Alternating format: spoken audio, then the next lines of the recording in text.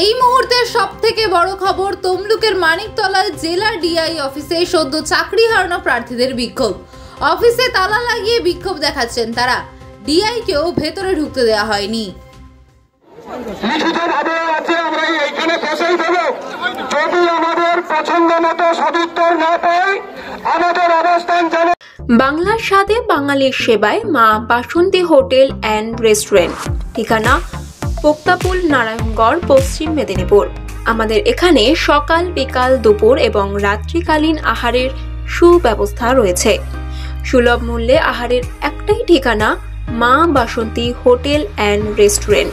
আমাদের এখানে সমস্ত ধরনের খাবার অর্ডার নেওয়া হয়। প্রোপ্রাইটার ঝন্টু গেড়ে। Mobile number 9732543245। মুখ্যমন্ত্রী নেতাজি ইন্ডোর স্টেডিয়ামে এসে কি বললেন যে আপনারা ভলেন্টিয়ারি সার্ভিস দিন। আমরা কে ভলেন্টিয়ার?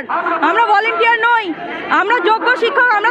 আমরা আমাদের মেধার ভিত্তিতে সবকিছু একাডেমিক্সের ভিত্তিতে পরীক্ষা দিয়ে, ইন্টারভিউ দিয়ে, কাউন্সিলিং এর মাধ্যমে যোগ্যতার ভিত্তিতে নিযুক্ত হয়েছি। কেন আমাদেরকে এই জায়গায় নামালেন উনি? ভলেন্টিয়ার শিক্ষক কাদের বলে? স্বেচ্ছাশ্রম কাদের দিতে হয়? আমরা কেন স্বেচ্ছাশ্রম দেব? কেন ভলেন্টিয়ারি করবো? আমাদের প্রত্যেকের পরিবার আছে, সংসার আছে। এবং এছাড়াও ডিআই অফিস থেকে প্রত্যেকটা স্কুলে ফরম্যাট পাঠানো হচ্ছে যে এসএসসির 2016 যারা নিযুক্ত হয়েছেন শিক্ষক শিক্ষিকারা, তাদের সমস্ত ডকুমেন্টস আপনারা পাঠান, তাদের সমস্ত ফরম্যাট ফিল আপ করে পাঠান। সেইগুলো এইচএমদের কাছে অলরেডি পৌঁছে গেছে। এটা কিসের জন্য ডিআই অফিস থেকে? এই ডিআই অফিসে তো আমাদের বারবার ভেরিফিকেশন হয়েছে, একবার নয় বহুবার হয়েছে। তালা তো এই কারণেই এই ডিআই অফিস আমাদের বারবার ভেরিফিকেশন করেছে, একবার নয় বহুবার ভেরিফিকেশন করেছে, তারপর অ্যাপ্রুভাল দিয়েছে। এইখান থেকে আমাদের বেতন হয়। এসএসসির যা কিছু নির্দেশ প্রথমে ডিআই অফিসে আসে, তারপর সেগুলো এইচএমরা কার্যকরী করেন। কাজেই ডিআই অফিস সমস্তটা জানে। ডিআই অফিসেও জানে যে কারা টেন্টেড আর কারা নন টেন্টেড। যাদের টাকা ফেরত দিতে হবে তাহলে ওরা অযোগ্য, যাদের দিতে হবে না ওরা যোগ্য।